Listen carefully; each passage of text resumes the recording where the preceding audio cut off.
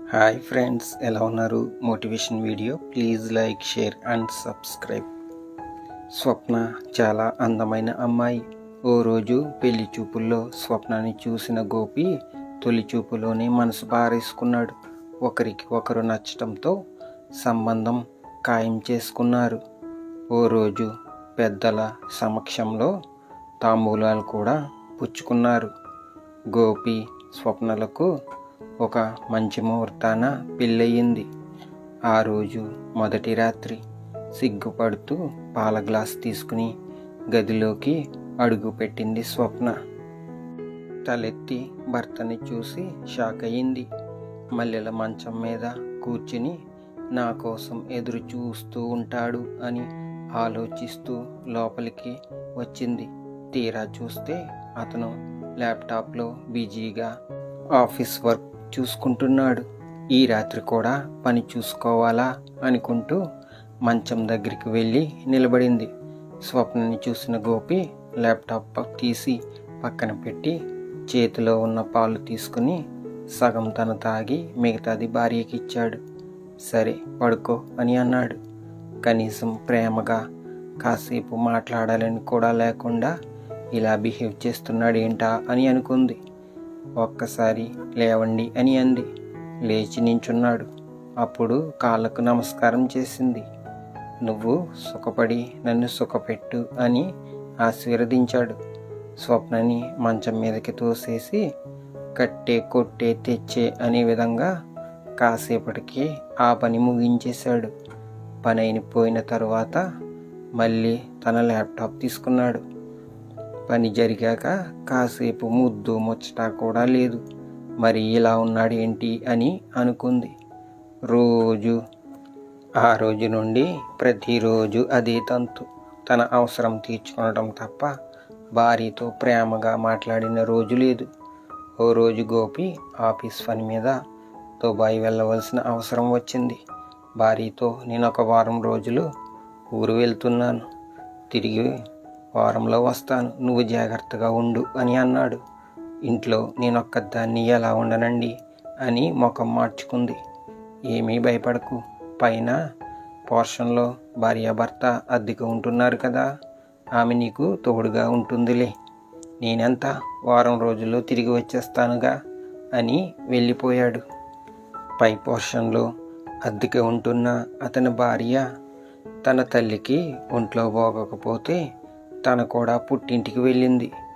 అలా 6 రోజులు గడిచాక ఓ రోజు రాత్రి భార్య లేకుండా పైన అతను, భర్త లేకుండా కింద స్వప్నకి నిద్ర పట్టడం లేదు. ఇంతలో కరెంటు పోయింది. తీరా ఫోన్లో టార్చ్ లైట్ ఆన్ చేద్దామని చూస్తే ఛార్జింగ్ అయిపోయి ఉంది. అసలే స్వప్నకి చీకటి అంటే భయం. పై పోర్షన్లో ఉంటున్న అతని దగ్గర క్యాండిల్ ఏమైనా ఉందేమో అని ఆ వర్షంలో తన చీర కొంగు నెత్తిన వేసుకుని పైకి వెళ్ళింది. పైన ఉన్న అతను స్నానం చేద్దామని అప్పుడే తన టవల్ కట్టుకుని ఉన్నాడు. స్వప్న వెళ్ళి తలుపు కొట్టింది. తలుపు తీసి స్వప్నని చూసిన అతను, మీరా, రండి, లోపలికి రండి అని అన్నాడు. పర్వాలేదు, కరెంటు పోయింది కదా, క్యాండిల్ ఏమైనా ఉంటే ఇస్తారేమోనని వచ్చాను అని అంది. స్వప్నంటే అతనికి కూడా చాలా ఇష్టం. అప్పటికి తన దగ్గర ఒక క్యాండిల్ వెలిగించుకుని ఉన్నాడు. అయ్యో, లోపలికి రండి, అలా తడుస్తూ బయటే అలా ఉంటారే అని లోపలికి ఆహ్వానించాడు. అక్కడ ఉన్న టేబుల్ డోర్లు ఓపెన్ చేసి క్యాండిల్ తీసి డోర్ క్లోజ్ చేశాడు. ఆ డోర్ క్లోజ్ చేసే సందర్భంలో తన టవల్ డోర్కి ఇరిక్కిపోయింది. స్వప్న దగ్గరికి క్యాండిల్ పట్టుకుని వస్తుంటే ఒంటి మీద ఉన్న ఆ కాస్త టవల్ ఊడిపోయింది. అది చూసిన స్వప్న ఒక్కసారిగా భయంతో చెవులు మూసుకుని పెద్దగా కేక వేసింది. అప్పుడే అతను కింద చూసుకుని కంగారు పడి ఒక్కసారిగా టవల్ తీసుకుని తనకు చుట్టుకున్నాడు. స్వప్నకి కాళ్ళు చేతులు వణుకుతున్నాయి. పదే పదే అదే గుర్తుకు వస్తుంది. కళ్ళల్లో ఆ రూపమే అలా ఉండిపోయింది.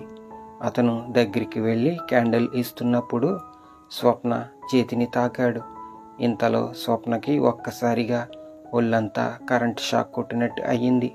అప్పుడు స్వప్న ఆ క్యాండిల్ తీసుకుని స్వప్న తన చేతితో ఆ క్యాండిల్ని పట్టుకుని నలిపేస్తూ ఉంది.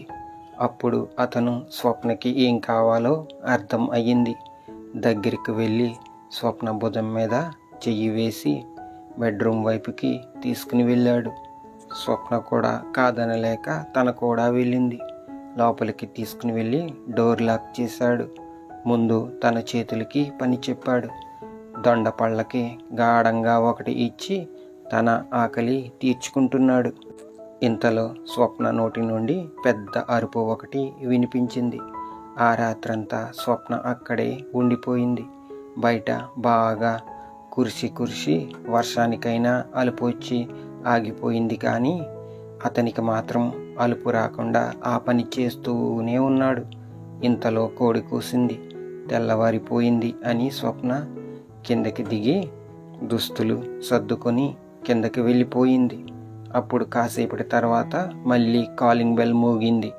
ఈ మగాళ్ళకి చనివిస్తే చంకెక్కిపోతారు అని వెళ్ళి డోర్ ఓపెన్ చేసి చూసింది. ఎదురుగా భర్తను చూసిన స్వప్న ఒక్కసారిగా షాక్ అయిపోయింది. మీరా, వెళ్ళిన పని అయిపోయిందా అని అడిగింది. అయిపోయింది కానీ నువ్వేంటి అలా ఉన్నావు?